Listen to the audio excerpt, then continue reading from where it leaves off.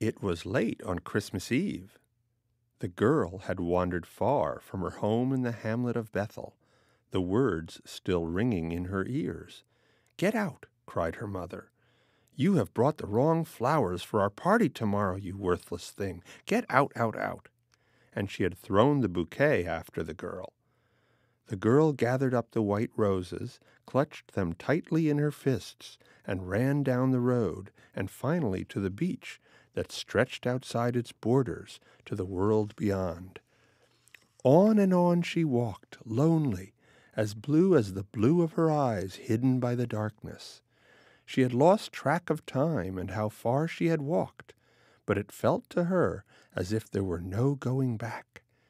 She could keep on forever in the moonlight, with the white of her flowers lighting the way under the tug, tug, tug of the moon. Lost in its tidal sway, she began to sing to herself, just a little tune, something she dimly remembered her grandmother singing to her. "Oh, now I'm going to find her, for my heart is full of woe, and we'll sing the songs together that we sung so long ago. We'll play the banjo gaily, and we'll sing the songs of yore, and the yellow rose of Texas shall be mine forevermore." And the more the girl sang, the louder her voice became, until she was almost shouting on the darkened shore, sure in her aloneness, with her voice and her white petals lighting a path through the embracing night. But then she thought she heard a small splash, and then another and another. In the fine mist that hung over the water, a dim apparition appeared. She wondered if she should be scared, because that was not what she felt. Still, she looked around, and there was no one on the beach but her. A little wobbly in the knees, she sat down, the sand a cool comfort after her long walk. The dim figure from the sea came closer, and as it did, her flower-powered torch illuminated a boy, dripping with water, having swum up out of the midnight sea. "Hello," he said. "I heard you singing. Where are we?" She did not know why, but his voice sounded familiar to her, as if she had heard it before, long ago, though she knew she had not. "We may still be in Bethel," she ventured, "though I'm really not sure. I have wandered far this night. Everyone is mad at me," she added, though she was surprised at herself for sharing this with a stranger. The boy sat down beside her and began to shiver in the night air as the water dripped from him. He shook his head to toss the ocean's damp from his hair, and its drops fell upon her. She was surprised yet again, as the droplets were not cold, but strangely warm, almost burning to the touch. And yet he was cold. She could see that in the glow from her bouquet. "Here," she said, "take my jacket. You need it more than me." With that, she tugged her way out of her coat of many colors and placed it around the boy's shoulders. There they sat in silence for some time, as his shivers softened and then ceased. She could feel herself growing sleepy, and it seemed as if they both were falling down and down as they leaned their shoulders together for support. "Say," he said quietly, a whisper in her ear, his breath warm and tender, "what are those flowers you are carrying? Why do you have them?" The girl cried bitterly, "The wrong ones! They are the wrong ones. I was supposed to bring red roses, but I got confused, and somehow these seemed peaceful, and I wanted peace in my house. My mother is so mean at times." Here she broke off and started sobbing. The boy put his arm around her. Later, she was never sure, but she thought for just a moment that his lips brushed hers, the lightest of touches, like a bird's feathers. He reached down and pressed both his hands upon hers, and slid his hands up the stems of the flowers. He cried out once or twice, as the thorns bit into his flesh. "Let us sleep now," he said. his voice breaking a little in the pain he must have been feeling. The girl was grateful for his company and sad that he had hurt himself.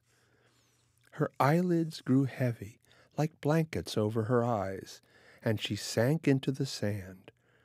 Her long locks, golden when the sun shone, entwined with his hair of a darker hue as she slid into slumber. And indeed, when the sun arose, the girl blinked her eyes and did not remember where she was. The sun, rising in the east, was sweet and warm, and nudged her more awake, enough now to see that she was lying by the shore, alone, with an impression in the sand, where she dimly remembered a boy from the sea lying next to her. It must have been a dream, she thought. But as she sat up, she could not believe her eyes. In her hand was a brilliant bouquet of roses, the deepest crimson she had ever seen, its petals blood red in the rising sun.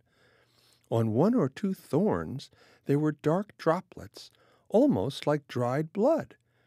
She drew her hand, still clutching the flowers, to her mouth and gave just the tiniest lick to one of the droplets on the thorns.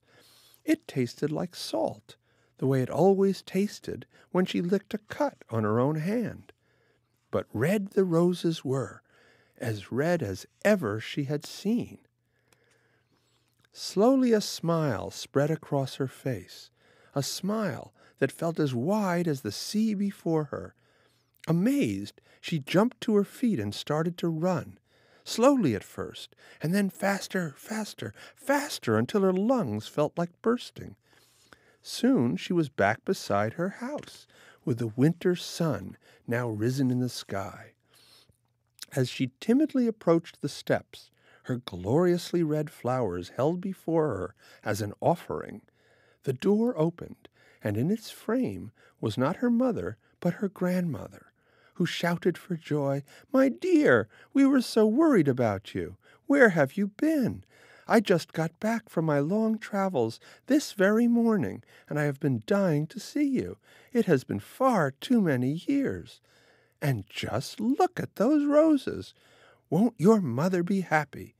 She said she had sent you for them yesterday, but you had brought back white ones. Clearly she was mistaken. She always was a little funny up here." And she pointed to her head and smiled a conspiratorial smile.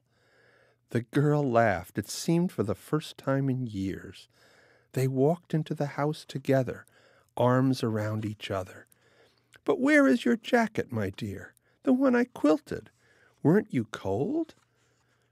As the door closed, the boy, who now sat on the roof, looking into the sun, happy in his new coat of many colors, popping its hues in the Christmas shine, heard the girl say, "No, Grandma, I feel like I'll never be cold again." Then the boy got up, hopped off the roof as if he were lighter than air, and strolled back into the waves, the foaming arms of the ocean reaching about him and pulling him back into its eternal depths. In the light of the Christmas sun, and for many years after, as long as the girl lived in the home, a strange marking could be seen upon the roof if anyone cared to look closely enough, in the telltale shape of a heart. And if no one ever saw it, still, by sun and by moon, it was there.